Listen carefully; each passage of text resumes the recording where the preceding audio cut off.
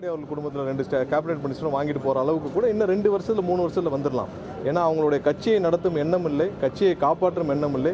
இன்றைக்கி வந்து புரட்சித் தலைவர் ஒரு உருவாக்கின கட்சி, அம்மா உருவாக்கின கட்சி மொத்தமாக அடமானம் வச்சுட்டு அவர் என்ன செய்கிறாருன்னு தெரியாமல் ஓரளவு ஒரு லெட்டர் பேடு மட்டும் ஒரு கட்சி அலுவலகம் இருந்தால் காப்பாற்றக்கூடிய நம்ம காலத்தை தள்ளக்கூடிய நிலைமையில் திரு எடப்பாடி வந்து விட்டார்.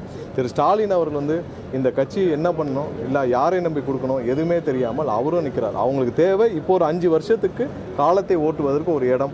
அதனால தான் பாரதிய ஜனதா கட்சியோட கூட்டணி போகிறாங்க. இந்த முயற்சியில் தான் அவங்க வந்து 45 நாட்கள் 50 நாட்களாக எங்களுடைய எம்எல்ஏக்களை விலைக்கு வாங்கும் முயற்சிகள் அவங்க வந்து நிறைய பேர் கைது செய்யப்பட்டே வராங்க. நீங்கள் பார்த்துருப்பீங்க. அவ்வளோ எங்களுடைய எம்எல்ஏக்களுக்கு 30 கோடி 40 கோடி 50 கோடி வரை விலை பேசப்பட்டிருக்கு. 50 கோடி கொடுத்து நீங்கள் 20 எம்எல்ஏன்னு எவ்வளோ ஆச்சு? ஸோ இந்த அளவுக்கு பணம் கொடுத்து இவங்களை வந்து விலை பேசும் அளவிற்கு இன்னமும் அந்த முயற்சியை தினமும் செஞ்சுக்கிட்டு தான் இருக்கிறாங்க. பத்திரப்பதிவுத்துறையில் கடந்த 5 ஆண்டுகளில் பெரிய அளவில் முறைகேடுகள் நடைபெற்றதாகவும் போலி பத்திரங்கள் மற்றும் சட்டவிரோத பதிவுகள் மீது அரசு தீவிர நடவடிக்கை எடுத்து வருவதாகவும் தெரிவித்தார்.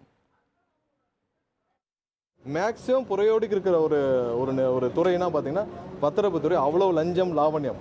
முன்னாடி இருந்த அமைச்சர் மூர்த்தி என்ன பண்ணியிருந்தாங்கன்னா ஒவ்வொரு பத்திரப்பதிவு அலுவலகத்தையும் ஒரு ஆளை போட்டு மினிஸ்டர் கட்டிங்னு வாங்கிட்டு இருந்தாங்க. மினிஸ்டர் கட்டிங்கு ஏன்னா அதனால தான் ஒரு 1 லட்ச ரூபாய்க்கு பத்திரம் முடிச்சிங்கன்னா 20,000 லஞ்சமாக போகும். அவ்வளோ பணங்கள் புலங்குற இடம். ஸோ அதை முழுவதுமாக சீரமைக்க வேண்டிய நேரம் இது. கண்டிப்பாக இந்த அரசு முழு கவனம் செலுத்தும்.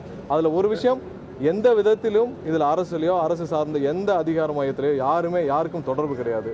100% இதில் விசாரணை பெரிய லெவலில் எந்த லெவலில் வேணாலும் விசாரணை நடத்தப்படும். யார் சம்மந்தப்பட்டிருந்தாலும் கண்டிப்பாக கைது செய்யப்பட்டுருவாங்க.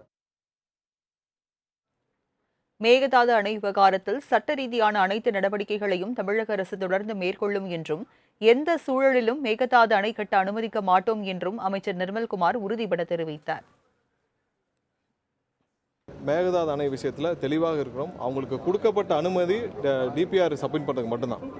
அதை மீறி அவங்க செயல்பட்டுருக்கு தான் நம்ம வந்து எல்லாத்துலேயும் நம்ம லீகலாக போயிருக்கோம். சரி, 2 மாநிலங்களுக்குரிய பிரச்சனை நம்ம சட்டப்பூர்வமாக தான் தீர்க்க முடியும். 2 மாநிலங்களுக்குள்ள நம்ம வந்து போலீஸை வச்சோ இல்லை வேறு மாதிரியே டீல் பண்ண முடியாது. 2 மாநில பிரச்சனைகள் சட்டப்பூர்வமாக தான் தீர்க்க முடியும். நமக்கு ஆணையம் வச்சுருக்கோம். கண்டிப்பாக மேகதாது அணை கட்டுவதற்கான துளி அளவும் நம்ம வந்து இடம் கொடுக்க போவதில்லை. 100% நமக்கு சட்டப்பூர்வமான நமக்கு அனைத்துக்கும் நமக்கு ஆதரவாக தான் இருக்குது.